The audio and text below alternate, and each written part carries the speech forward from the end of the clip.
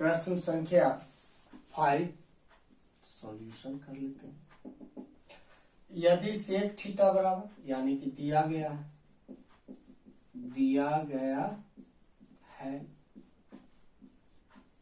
Sec theta बराबर 13/12। Sec theta बराबर होता क्या है? सेक थीटा कॉस थीटा का अपोजिट होता है। तो कॉस थीटा बराबर आधार बटा कर्ण। तो यहाँ सेक थीटा दिया हुआ है तो कर्ण और बटे आधार, यानी कि कर्ण बराबर 13 और आधार बराबर 12। हम जानते हैं कि किसी भी त्रिकोणमितीय अनुपात यानी कि अन्य सभी 5 त्रिकोणमितीय अनुपात को निकालने के लिए हमें पाइथागोरस के 3 नाम की आवश्यकता होती है, कर्ण, आधार और एक जो नहीं दिया गया है वह है लंब। क्या है? लंब। तो लंब हमें निकालना होगा। तो लंब निकालने के लिए हम पाइथागोरस प्रमेय का प्रयोग करते हैं।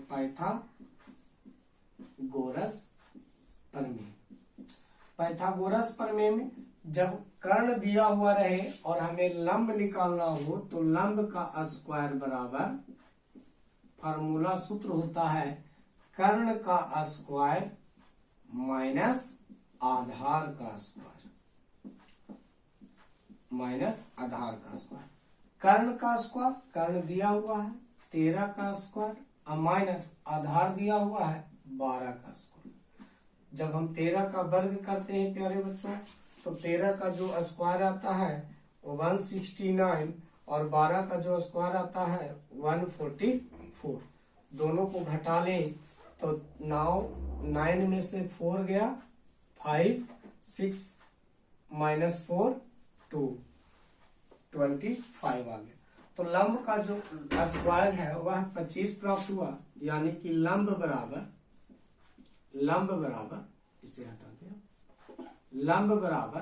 तो यहाँ पे देखिए वर्ग है, वर्ग दूसरे बराबर के दूसरे तरफ जाता है तो वर्गमूल लेकर के जाता है, वर्गमूल बन जाता है, यानी कि 25 का वर्गमूल 5 होता है।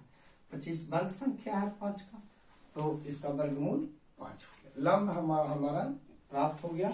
लंब हमारा कितना हो गया? 5। कितना निकल कर क्या? 5। अब अन्य सभी त्रिकोणमितीय मानों को लिखने का था, तो सबसे पहले लिखते हैं पहला साइन थीटा। साइन थीटा बराबर क्या होता है? लंब बटा कर्ण। लंब हमने निकाला है 5 और कर्ण हमारा दिया हुआ है 13। दूसरा है कॉस थीटा बराबर होता है आधार बटे कर्ण। ये सभी 6 त्रिकोणमितीय अनुपात हमें याद होनी चाहिए। लंब बटे कर्ण, आधार बटे कर्ण। आधार हमारा दिया हुआ है 12 और कर्ण 13।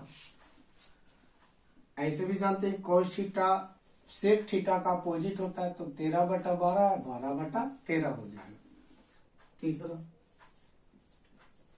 tan थीटा बराबर लंब बटे आधार।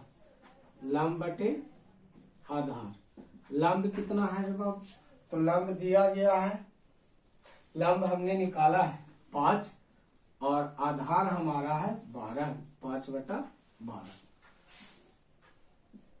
चौथा त्रिकोणमितीय अनुपात की बात करें तो साइन कॉस टैन हो गया, तो साइन के बाद अपोजिट आता है साइन का अपोजिट कॉसेक थीटा साइन का अपोजिट है, यानी कि साइन थीटा बराबर लंब बटा कर्ण, तो कॉसेक थीटा बराबर कर्ण बटा लंब, कर्ण बटे लंब।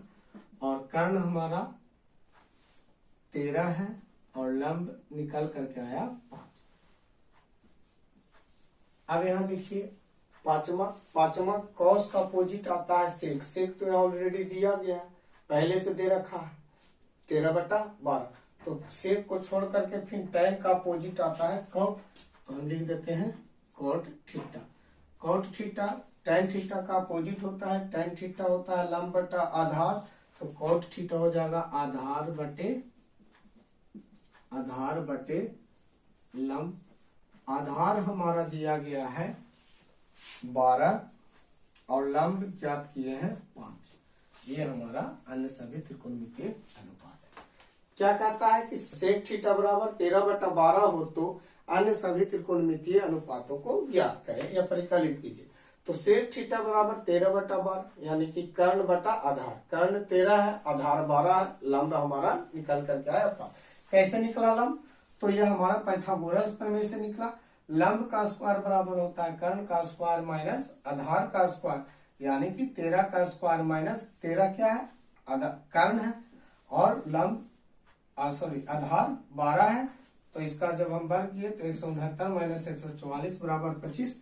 लंब जब हम यहाँ से निकाले तो लंब बराबर आया √25 बराबर 5। कहता है कि अन्य सभी त्रिकोणमितीय अनुपात को परिकलित कीजिए। तो त्रिकोणमितीय अनुपात 6 होते हैं, है ना। Sine theta, cos theta, tan theta, cosec theta, sec theta और कोट थीटा। तो पहला है साइन थीटा बराबर लंब बटा कर्ण 5/13। कॉस थीटा बराबर आधार बटे कर्ण यानी कि 12/13। टेन थीटा बराबर लंब बटे आधार, लंब 5 ज्ञात किए, आधार 5। कोसेक थीटा बराबर कर्ण बटा लंब यानी कि साइन का अपोजिट भी उल्टा होता है, तो ये 5/13 है तो ये 13/5। कॉट थीटा बराबर आधार बटा लंब, और कॉट थीटा किसका अपोजिट होता है? टेन थीटा का। तो 5/12 ये है टेन थीटा, तो कॉट थीटा हमारा 12/5 आ गया। ये हमारा सभी त्रिकोणमितीय अनुपात ज्ञात।